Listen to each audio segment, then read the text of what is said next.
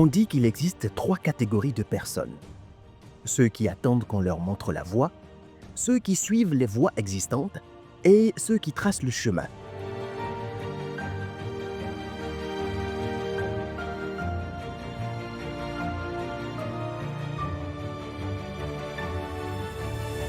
Madame Karimou Rafiatou faisait partie de celles qui traçaient les voies. Cette icône, cette femme révolutionnaire. Elle a été une grande militante. Elle est très aimable. Et puis, elle était très généreuse. Elle était polyglotte. Elle maniait facilement près de 5 à 6 langues.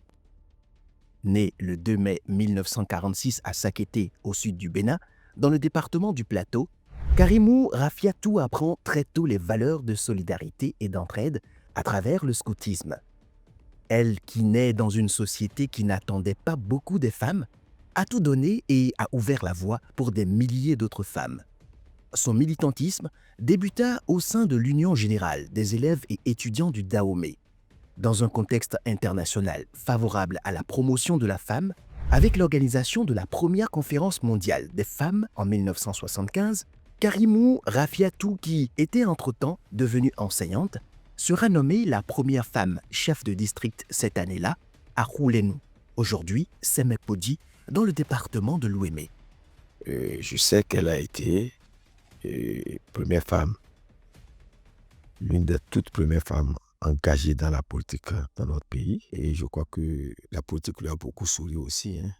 Nous sommes de la même génération, mais nous n'avons pas vécu l'enfance ensemble. Mais nous nous sommes retrouvés à travers cet appel. L'appel du 26 octobre 1972, où tout le peuple béninois a été appelé à se réveiller, compte tenu des péripéties, des coups d'État et autres. Il fallait changer la donne. Donc les militaires ont renversé le trio pour prendre le pouvoir. Nous nous sommes dit, il y a quelque chose. Il faut que nous, les femmes, on se réveille. Rafiatou était en poste à Dassa-Zoumé. Nous étions ici à Cotonou, on venait d'être affectés fraîchement. Eh bien, le travail de mobilisation a commencé. Il fallait se retrouver. Donc, les femmes ont commencé par s'organiser des 4 coins du Bénin. La lettre a été donnée.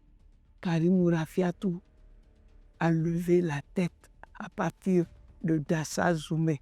En 1975, le 28 juillet, elle a été nommée chef de district rural de Koulénou, qui est aujourd'hui la commune de Semekpodji.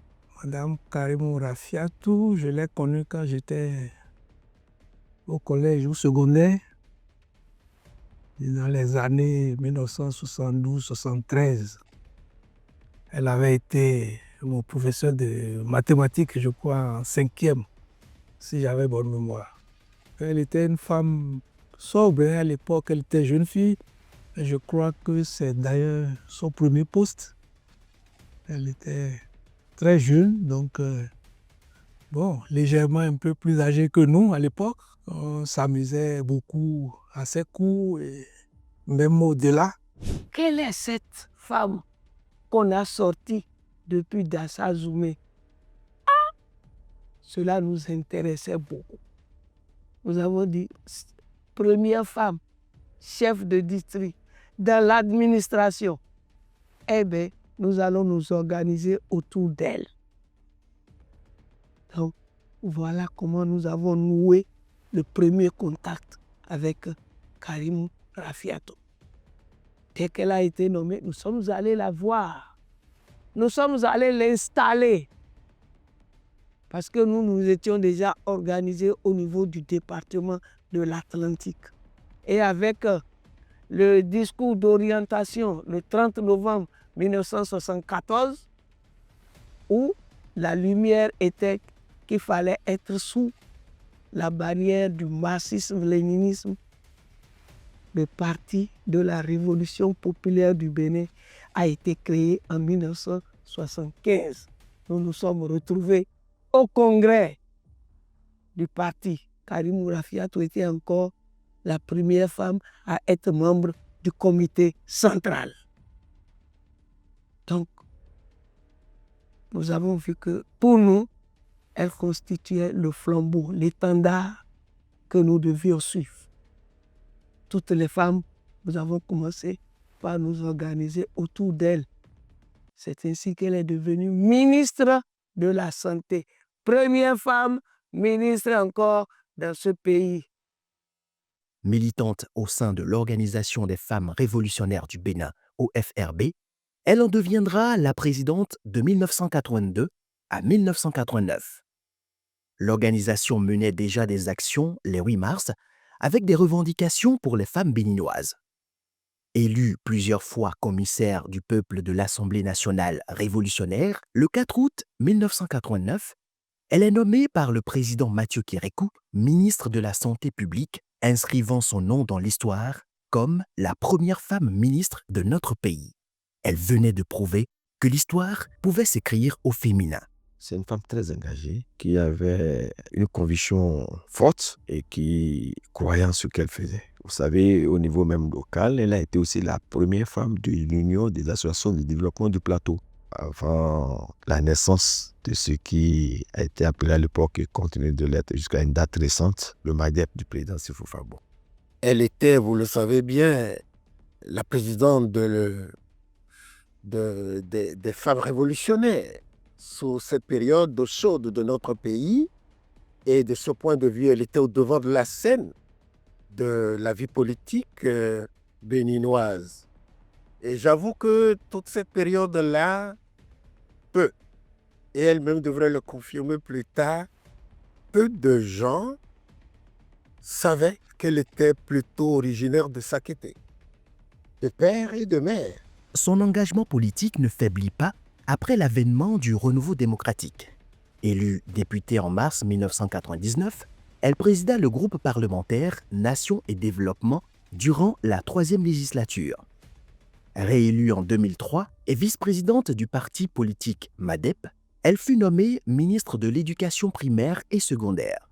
De 2003 à 2006, elle mit en place les écoles normales d'instituteurs ENI de Porto Novo, d'Abomey et de Djougou. En effet, selon elle, il n'y a pas de formateur sans formation initiale. Sous son égide, il y eut l'installation de la direction de la promotion de la scolarisation avec le slogan « Tous les enfants à l'école ». Elle n'a pas un complexe d'infériorité, quel que soit le milieu où elle se trouve.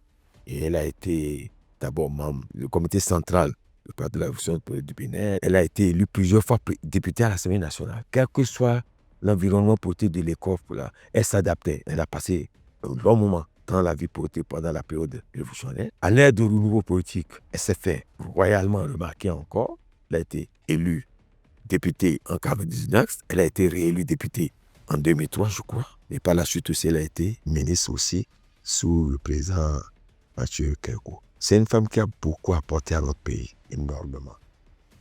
Sa vie, elle l'a dédiée au bien-être de la communauté à la base. C'est-à-dire que la promotion de la femme, la promotion de la fille, la promotion de l'enfant, le bien-être de l'homme était sa préoccupation majeure. Membre de plusieurs associations et toujours engagée à la cause de l'éducation des femmes et des filles, elle est victime d'un accident grave de la circulation après une tournée de sensibilisation. Karimou Rafiatou s'est assigné cette mission-là et je crois que c'est cela même qui a été sa perte par l'accident qu'elle a eu en 2008. En allant sensibiliser les lycéennes à Natitengou, c'est sur le chemin du retour qu'elle a fait un accident mortel à Banté. Regina Kindes, Véronique Dedjinou, Julienne Rompé-Sodé, Véronique Aoyou, ancien ministre des Affaires sociales, et le conducteur Hervé Ronvenon ont rendu l'âme sur le champ. Fortement blessée, Karimou Rafiatou est plongée dans un profond coma. Elle réussira finalement à en sortir et reprendra son bâton de pèlerin, continuant dans son engagement pour l'émancipation de la femme béninoise jusqu'à sa mort à Paris le 4 janvier 2018. Immortalisée dans sa ville natale par une rue qui porte son nom, elle restera une source intarissable d'inspiration pour des générations de femmes béninoises et africaines. Sa lumière ne s'éteindra jamais. Ma sœur a terminé son parcours en accomplissant le meilleur qu'elle pouvait accomplir. Elle est restée pour moi la sœur qui a démarré son aventure, son projet politique dans un espace pour nous étrangers et qui a cru devoir, vers la fin de sa vie, revenir vers l'espace qui pourrait mieux la soutenir. Et je pense que l'espace Nago lui a apporté tout le soutien dont elle avait besoin. Et comme on le dit chez moi, qui peut faire mieux que Dieu lui-même?